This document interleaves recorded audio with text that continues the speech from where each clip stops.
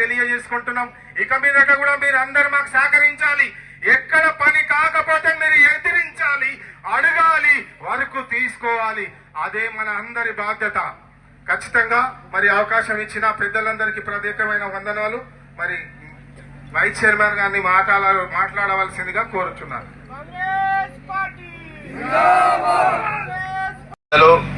మండల అధ్యక్షులు రామ్ లింగారెడ్డి గారు, అదేవిధంగా కోహీర్ పట్టణ అధ్యక్షుల వర్గులు పెద్దలు పూజనీయులు, పార్టీకి 20 సంవత్సరాల నుంచి కట్టుబడి పనిచేస్తున్న వ్యక్తి షంషీర్ గారు, అదేవిధంగా ఎన్నికలలో నాతో పాటు చాలా కష్టపడుతూ ఆర్థికంగా కూడా డబ్బులు పెట్టుకుంటూ వెనకంజ చేయకుండా ఎంత కావాలంటే అంత పార్టీ సహాయం లేదు కానీ నా సహాయం చేసి పనిచేసినట్టు ఓటమి పాలైన ప్రజల మనసులో చోటు పెట్టుకున్న గాబ్రియల్ గారు వేదిక మీద రావాల్సిందిగా కోరుతున్నా.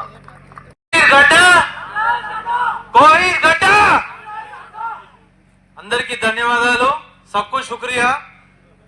हमारे सदर श्री शमशीर साहब के पूरा मतलब उनके लीडरशिप के अंडर हम लोग काम किए और पूरी तरीके से जितने टिकट उन्होंने दिए हैं हम पूरी तरीके से मैं और फसीउद्दीन साहब मिलकर काम किए कि पूरे 16 के 16 सीट जीतने के लिए पूरी तरीके से कोशिश करें.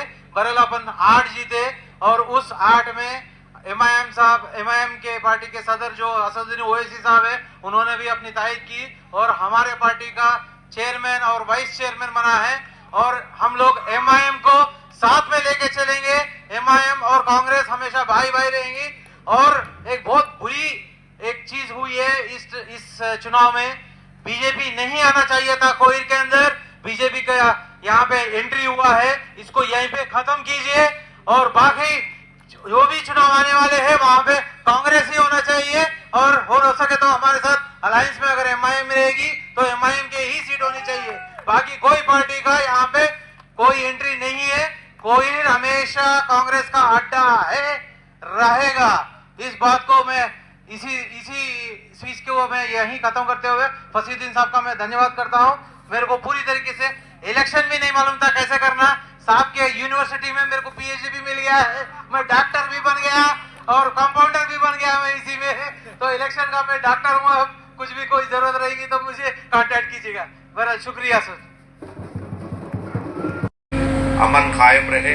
कोहिर में हिंदू मुस्लिम सिख ईसाई गंगा जमुना तहजीब कायम रहे कहकर कोहिर टाउन के सदर को कहकर आप जीता, उन्होंने जीता, मौसद जीते.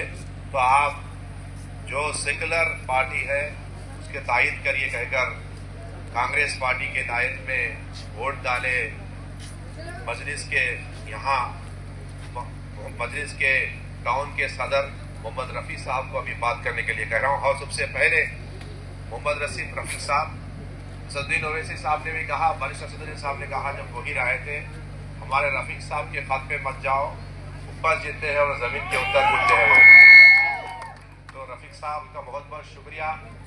आपको कई फिरका परस्ती जमातें और कई लोग आपके ऊपर दबाव करें मगर आपके सदर मोहतरम मजलिस इत्तेहादुल मुस्लिमीन के सदर असदुद्दीन ओवैसी साहब के कहने पर आप किसी की दबाव में नहीं आकर, किसी ने लाख कहा, किसी ने 2 लाख कहा, किसी ने 1 लाख कहा, किसी ने 1 करोड़ कहा, किसी ने कार नहीं सोने की कार बोले, कारूर नको मेरा सदर जो बोला वो मेरे को बोल के आप हमारे को वोट डाले. कांग्रेस पार्टी के कैंडिडेट को जिताने में, चेयरमैन और वाइस चेयरमैन बनने में मेरे तरफ से, कांग्रेस पार्टी की तरफ से आपको तहे दिल से शुक्रिया अदा करता हूँ.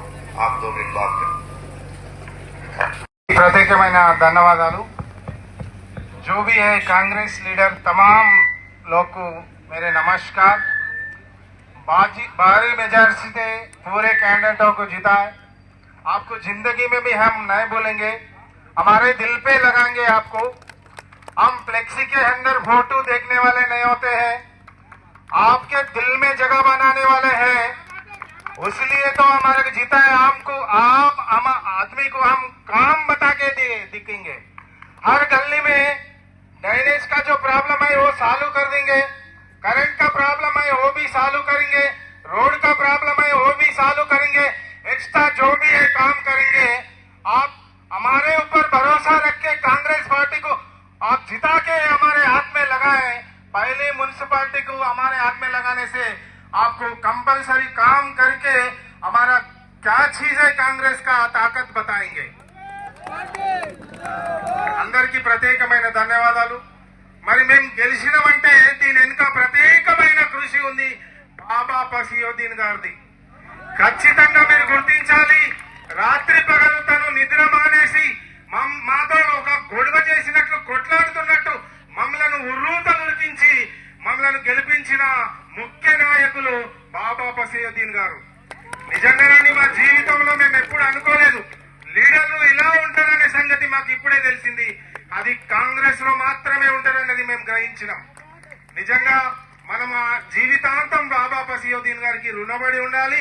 ఈ రోజు కాంగ్రెస్ జెండా మన మున్సిపాలిటీ మీద ఎగిరిందంటే అది బాబా పసియోద్దీన్ గారికి వాళ్ళది వాళ్ళ ప్రత్యేకమైన వాళ్ళ టీం వరకు వాళ్ళ కృషి। నిజంగా మేము ఎప్పుడు గ్రహించలేదండి ఎక్కడ ఓటు బలహీనంగా ఉందో ఎక్కడ బలహీనంగా ఉందో అది కళ్ళకు కట్టినట్టు మాకు ఫోన్ చేసి తిట్టేవాడు। మేము అసలు పరిశాన్ అయ్యే వాళ్ళం ఇప్పుడే కదా అక్కడ పోయించినాం మరి ఆయనకి ఎట్లా తెలుసని। నిజంగానండి ఈ చమత్కారం నా జీవితంలో చాలా మందితో